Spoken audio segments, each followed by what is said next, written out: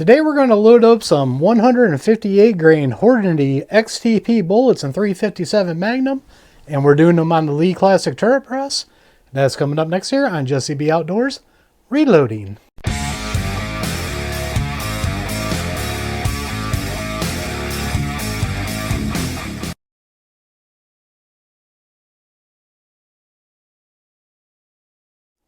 Welcome back, everybody, and don't forget to like, share, and subscribe. Hit that notification bell. Leave a comment down below if you like videos like this.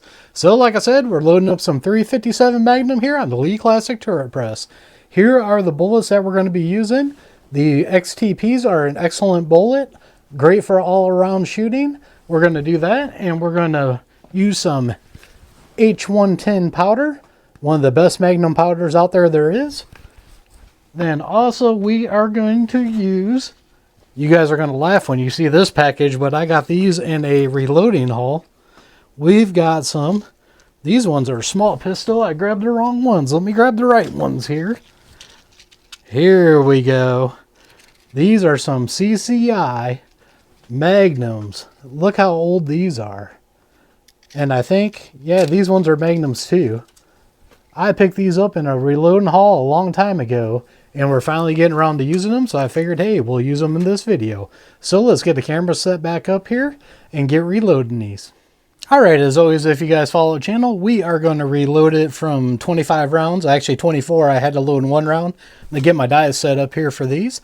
But we're going to load 24 of these up in this camera angle, and we will change it to the next one. But as always, I'm going to go for the beginners. This first round is sizing. And then we're going to put a primer in. Make sure our primer went in there. Yes, it did. We're going to come down, set the primer. And then what I'm going to do is I'm going to come over here, reset my scale, and I'm going to get a powder charge because this has been sitting for a minute. And I want to make sure that this is going to work and have the right powder charge. And we are off a little bit because it was sitting. That is totally normal on this. So we'll go back up again and double check our powder charge. Now that it's settled down, it is right where we wanted it. And one thing I forgot to do is pull my adjustment tab out so it don't hit the primers there. So now we've got our powder charge. And like I said, it was dead on, so we're going to move it on to the next round. Then we're going to grab our bullet here. Make sure that is in there nice and snug. We're going to take this up. And if I can get it lined up right here, go up there and we're going to size the bullet.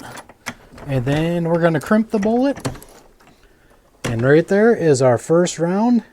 Isn't that one a beauty on that? Now, I'm not giving you my case overall length because if you look in different books, they give you different things. I got this set up the way I want to. So definitely go by the warning at the beginning of this video. Use this at your own risk. This is a full house power load. With what I have, it's 16.7. But like I said, my case overall length is a little bit different, so don't go by my data. So now we are going to just roll along here. And let's see, what should we talk about? Because we like talking about stuff while we reload here. These are going to be shot more than likely in my Ruger GP 100 357 Magnum. Love that gun. That is my favorite Magnum gun I have. I do have a Taurus 605. But that is a little 2-inch snub-nosed revolver, and I absolutely do not like shooting full house 357 Magnum loads in that thing. That thing is just nuts. If you follow my channel and you know I like making 38 special plus Ps, and that is what I like running in that. Primer felt like it might have been a little loose there, but it looks fine right there. But yeah, I love 38 Special Plus Ps. But anybody who reloads for 357 Magnum revolvers know that this is right here. This is the main powerhouse load that people like loading is basically what they call full house 357 Magnum. And these XTP bullets for this are excellent. It's an excellent target round, and not only a excellent target round, you can also use these for a self-defense round. And what I'm going to do is, it's getting kind of dark in here. I'm going to finish this bullet real quick, and I'm going to turn the lighting on behind me. Be right back. Sorry about that. Just had to turn that on real quick. You can see how much more it lit it up. That'll help me see my powder charge better. So I told you guys about my two 357 guns that I like using. What do you guys like using in your 357 Magnums? I know some people like the Smith & Wesson 686. Some people like the Taurus trackers, or the different kind of Taurus guns that shoot 357 Magnum. Leave a comment down below. What is your favorite 357 Magnum to shoot? Also, while you're down there, what do you like loading up for 357 Magnum? Do you guys like using H110? And I want to say the equivalent from Winchester is 296. And look at that, I just had a primer not go in and I spilt everywhere. That's what I get for not paying attention. And the primer dropped out. Let me clean this mess up real quick and I'll be right back. Alright, I'm back here. For some reason that primer did not go in, so we're resetting this here. When in that time, if you guys caught what I did, I'll probably catch it in editing, but I'm going to resize it again anyways, just to make sure. Get everything done right here. There we go. Now we're going to do the powder again. But there is a lot of different 357 Magnums out there. Do you like shooting them in a lever gun? You like shooting them in a revolver? Do you have one of those, what is it, Desert Eagles that shoot them? Leave a comment down below. I just love 357 Magnum. I definitely don't shoot it on the channel a lot, and I really need to shoot it more. If you follow the channel, you know usually I pre-prime my rounds, so I got to get used to using this Lee safety prime system on here again. I think that's why I missed that primer. I'll have to find out in editing. I might have just did like that and forgot to put the primer in, because I'm used to having them pre-primed. It's one thing you got to watch when you do these. But as we know, nobody's perfect, and I'd rather have a mistake like that and catch it than have a bad mistake of something like no powder and get a squib load and have different issues that are bad for 357 Magnum. Definitely would not want a squib load in 357 Magnum. Alright, make sure that went in good. Yep, it did. So I definitely got to watch that and make sure I get that sucker primed. This will probably be the last video you will see with the Lee Classic Turret Press for a while anyways. If you follow my social medias, you would see that I got my wife's grandpa's Lyman Sparty turret press, and we're going to clean that up and get it mounted up and make some rounds on that. And then hopefully by the time I get done making those videos, we should be towards the end of December 2023, and I will have my Dillon 550C to start doing videos with. What I was trying to do while I had this press up, I was trying to reload everything that I can reload on it. The only two things I'm going to be missing is 380 and 223. But this press ain't going nowhere. I'm still keeping the press, so we'll just do those at a later date. But I wanted to get done what I could before I take this down and put that lineman press up. I'm really excited about that because, I don't know, there's just something about old things that are nice and cool. And that's a nice, cool old press. And like I said, my wife's grandpa used to reload on that. And if you guys don't know, all my wife's stuff from her grandpa, I pretty much got most of his reloading and casting stuff anyways. So I forgot this press was actually over there because her parents still owned the property and everything that her grandparents lived on. And I asked her dad, I was like, hey, that lineman press over there, do you care if I use it and do some videos with it? And he said, nope, go ahead. He actually watches my channel and supports my channel, so he was all good with letting me use that press. So we'll get that up here and going. You know, for back in those days, that is a great press, just like in these days. If you can't afford a progressive press, this lead classic turret press, you already know, I recommend these highly. A lot of fun. Work pretty good once you get the hang of it. Like I said before, my downfalls for it, I don't like the priming system on it, but that's just me. Some people have good luck with it. And the little plastic ratchets break in them, but they only cost $1 something, so anytime you order online, just look and see if they got them in stock. If they do, order 1 or 2 of them. You'll be fine with that. But besides those 2 things, this is a great press. I recommend it for anybody. I've actually had some people watch my videos and say, I watched you reload on it, and I'm glad you explained stuff at the beginning on how it works. Now I want to go buy one. And then they went and bought one for themselves. I actually had a guy comment. He uses turret presses, and he's actually got Dylan, or progressive presses, and he's got Dylan's. And he's still thinking about getting one of these, watching my videos. He was like, you know, that might not be a bad thing to have, which it ain't. I'll never get rid of this. This is a backup.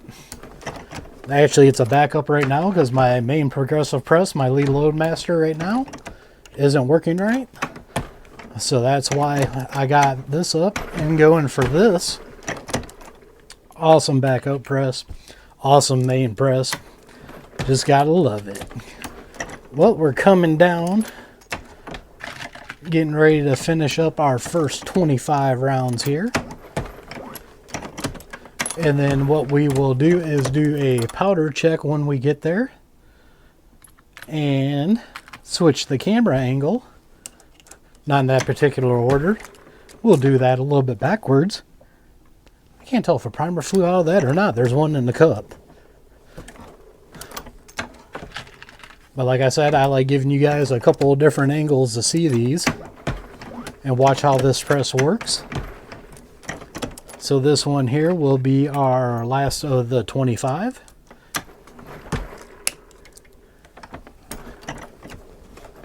Primers feel a little rough in there.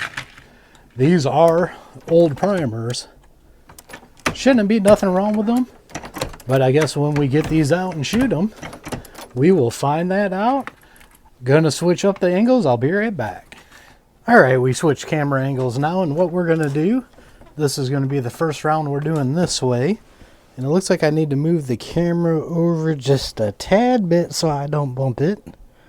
Give you guys a better angle here. Get that primer in there.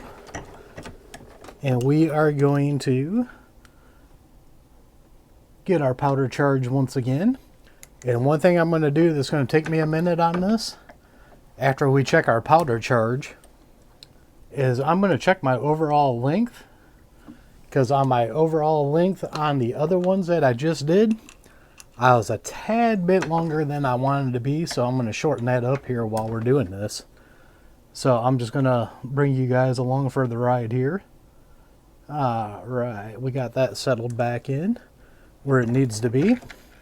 We're going to seat the bullet here.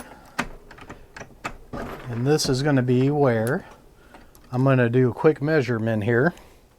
So now what I'm going to do is go down and we're going to crimp it and check the final overall length on it, just to make sure it is where I want it.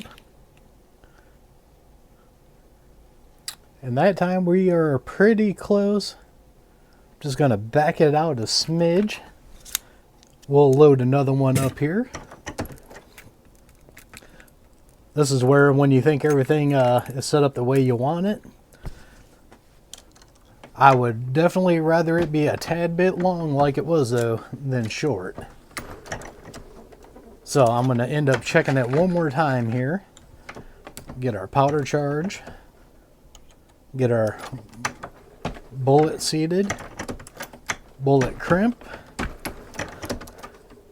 Double check where we're at here. So I'm going to do one more here, and then we will go back through and just get loading these like we should. Alright. Just go down a hair on that one. I just want to double check it in this stage again, just to make sure. Alright.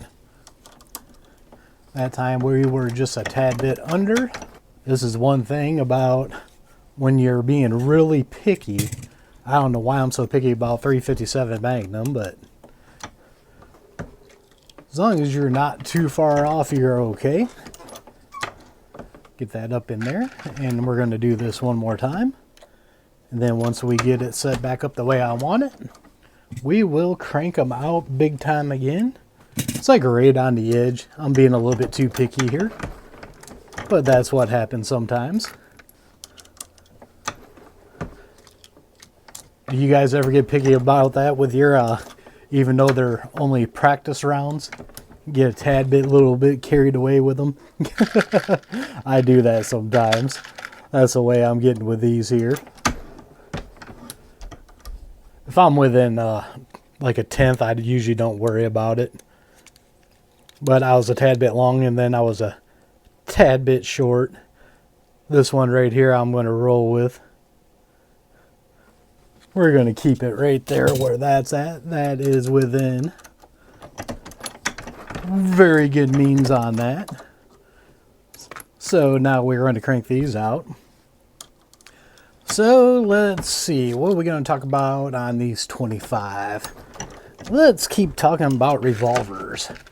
What is your guys' favorite kind of revolvers? Do you like double single action? Do you like just single action? I own both of them, and I think they both have a time and place. I really enjoy my Ruger Blackhawk Bisley and my Cimarron Pistolier, which are both single actions. But I think that a more purposeful gun would be my Ruger GP100, which is a double single action, which is what we're going to use to shoot these. I'm not going to do a shooting video right away with these rounds, but we will end up shooting them in the Ruger GP100. But those are double single actions are actually my favorite kind. And actually with my Ruger GP100, the last video I shot it in, I actually shoot it better in double action than I do in single action. I think I get so used to the double action, I forget. I pull the trigger too much, is what my issue is with going into single action. To where if I'm shooting a single action gun, we got to put a primer in that one. Where I'm shooting a single action gun, I'm already used to it. So the first couple of shots I might pull, but after that, it's all good. But that Ruger GP100 has a very, very smooth trigger on it. And I really enjoy shooting that. And these are my favorite 357 Magnums, even though I do cast bullets for 357 Magnum. I really enjoy shooting these XTP bullets in 357 Magnum. I also have some 140 grain Hornady FTX bullets. We'll do a reloading video with those too. Those you got to set up a little bit different, and you got to watch your load data on, because a lot of the load data, if you didn't know, Hornady revolver rounds like 357 and 45 Colt I got experience with. I don't know 44 mag or any of the rest of them are like that. The Hornady brass is shorter than everybody else's, so you got to watch your load data on that. And if you get your load data from the Hornady book, they're going to give you the info for their brass. But I think they have like trim to length or something like that on there to let you know to check that. And I'll end up doing a video on that, because I got brass in both 357 Magnum and 45 Colt. I've had people send me brass in both of them. And of course what they're getting is just mixed range brass that they're picking up at the range. So some of them do got Hornady mixed in. So I'll do a short video on that. And of course it ain't going to be a very long video, because just telling you and showing you what the different links are, and maybe I can find some load data in my books or something that I could show why you got to watch that. But that's one thing I've noticed.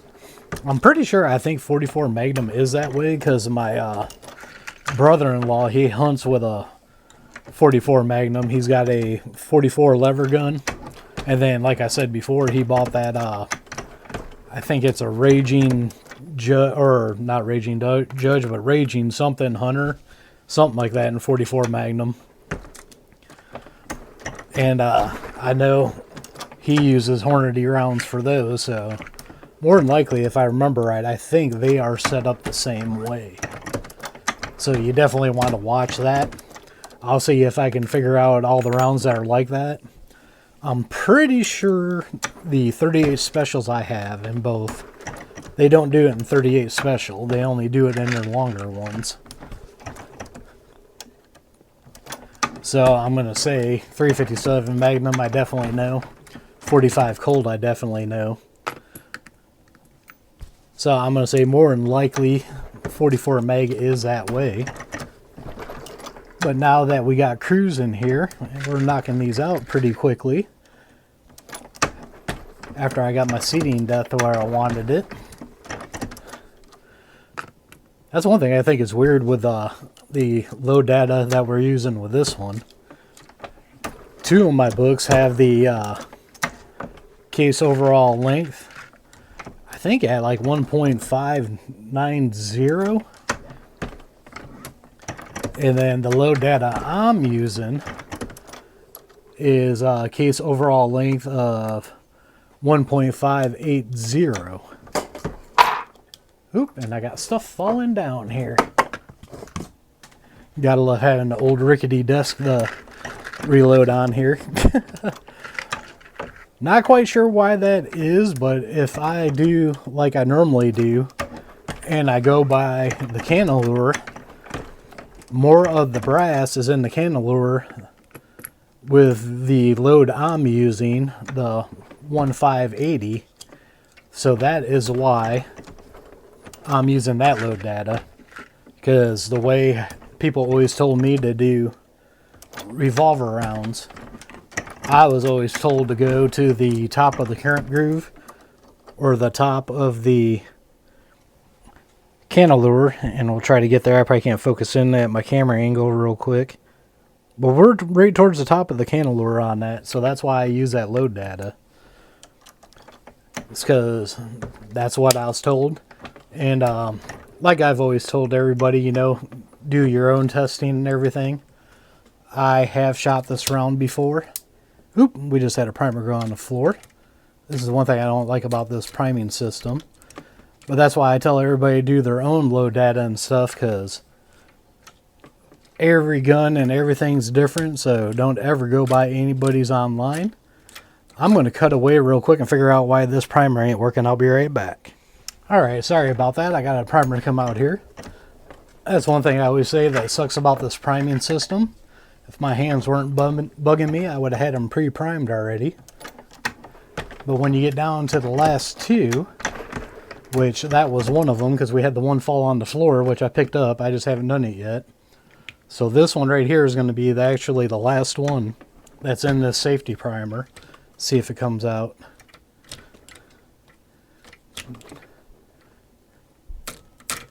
Usually you got to flick it around.